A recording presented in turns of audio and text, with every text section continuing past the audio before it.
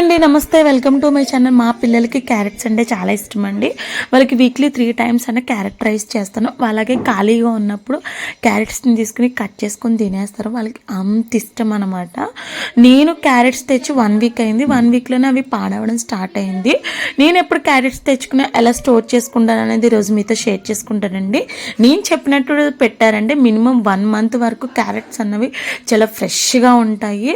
మా ఇంట్లో అయితే ఎప్పుడు కేజీగానే ఉంటాయి. నేను ఎప్పుడు తెచ్చినా ఈ మెథడ్ ఫాలో అవ్వడం వల్ల నాకు 1 month వరకు క్యారెట్స్ అన్నవి చాలా ఫ్రెష్గా ఉంటాయి.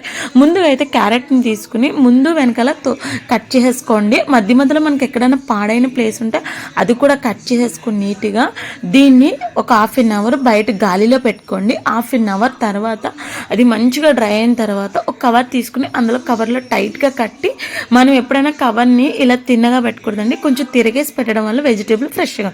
వీడియో నచ్చితే లైక్ చేయండి.